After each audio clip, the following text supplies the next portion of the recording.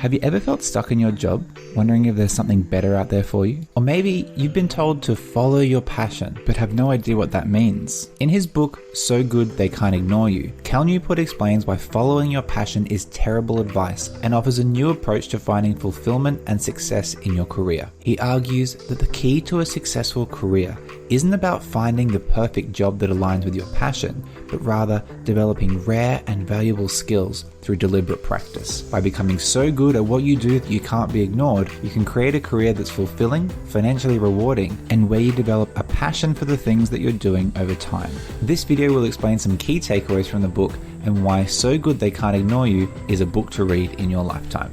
Why you shouldn't follow your passion.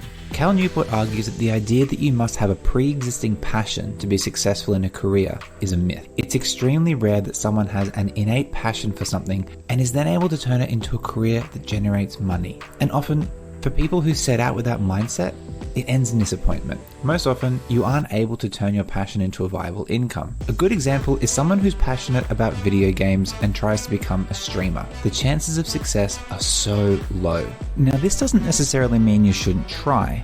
Especially if you're young, you should try lots of things. You've got to figure this out for yourself, but I would urge you to be realistic with yourself and maybe set some restrictions in place, like a time limit. You could say, okay, I'm going to try this thing for 6 months, and if it doesn't work out, then I'm going to need to pivot. Remember, you only hear about the success stories, the people who made it. You rarely hear about the person that set out to be a movie star, moved to Hollywood, but spent their whole career working as a waiter and being rejected at audition. The other alternative when following your passion is that you're successful. You turn your passion into a career. Hooray! But what often happens is that when your passion becomes your job, something that you have to do every day, the passion gets stamped out of it. For example, I've been doing Brazilian Jiu-Jitsu for the last year or so, and at a certain point I was thinking, wow, this would be great. I'd love to keep doing this and open up my own gym one day. But eventually I realized, would I still love this if I had to be here every day teaching people? I'm not convinced. The main message from the book is that instead of trying to find work that aligns with a pre-existing passion, individuals should focus on building skills and expertise that make them valuable to employers. If you're able to become so good at what you do that you can't be ignored, you can create a career that's both fulfilling and financially rewarding. Take the example of Mark Zuckerberg, the founder of Facebook. He's in a position where he loves what he does and can do whatever he wants. But he didn't achieve this by starting and setting up Facebook because he had a passion for social networking. He developed the skills and abilities to create a successful platform, and then he was able to shape his job to his liking because he was so good at what he did. In So Good They Can't Ignore You, Cal Newport introduces the concept of the craftsman mindset, which is the antithesis to the passion mindset. Instead of expecting the world to present you with a job that you're passionate about, somebody with a craftsman mindset will set out to develop rare and valuable skills that make them too good to ignore. If you're able to do this, you'll become passionate for the work you're doing because you're so good at it, and you'll be able to secure work that you enjoy and find rewarding. Finding a job you love. So if you shouldn't be looking for a job that you're passionate about, what should you be looking for? Well, Newport suggests that what you really want is a desirable job. That is, a job that's creative, impactful, and offers you autonomy and control.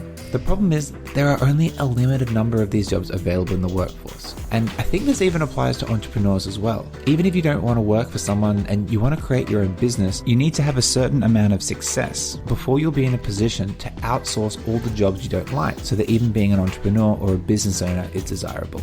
So if there are only a limited number of desirable jobs, how do you get one? Well, the book outlines a few ways to be so good that they can't ignore you. Firstly, he suggests that individuals should focus on building rare and valuable skills, which are skills and expertise that make you valuable to employers. These skills, which he also calls career capital, can include things like technical abilities, industry connections, or problem-solving skills. The list is endless, really. But by developing a unique set of skills and abilities, you increase your value in the job market, and ultimately you'll be in a better position to negotiate the terms of your employment. Try identifying the skills that are in high demand in your industry, or things that are valuable across multiple industries, and make a plan to develop them through deliberate practice. These could include things like coding, presentation skills, video production, statistics, graphic design, lots of things. There are so many ways you could go about building these skills through platforms like Skillshare or even YouTube. And this is where I'd suggest that you can actually start to weave in things you're passionate about by finding ways to combine your passion with a rare and valuable skill. Are you passionate about video games? Practice making videos about the games you play. Passionate about snowboarding? Write an instructional manual for learning how to snowboard.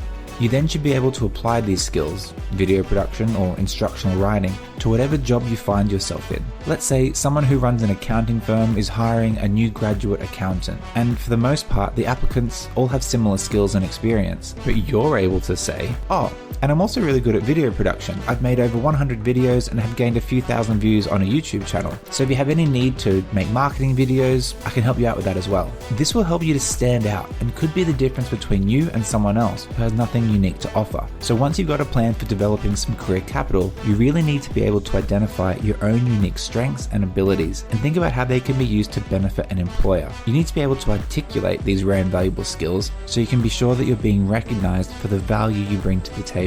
Whether this is in a job interview or an annual job review, you should clearly be able to point out the skills you have in addition to those required to do your job and how you're utilizing them to bring value to your employer. The book also suggests that people should be strategic about developing their career capital rather than just following popular trends. Instead of jumping on the latest hot industry or job, individuals should focus on building skills and experience that will be valuable in the long term. This means considering not only the current demand for a particular skill or industry, but also future trends and what skills will be in demand in the future. Now, this can be difficult to predict, but an interesting example, and perhaps one to think about with the advent of AI interfaces like ChatGPT, could be to get really good at utilizing these tools so you can identify ways that businesses can implement AI to improve their productivity and output. Skills like this that are rare and valuable will help you stand out and get the type of job you're looking for. Ultimately, if you're looking for a desirable job, a job you can be passionate about, a job that affords you autonomy and control, you're going to have to put in some amount of work to get there. This could occur slowly over time by gaining experience and developing skills on the job, or by fast-tracking your progress through developing additional rare and valuable skills in your own time. You're unlikely to get lucky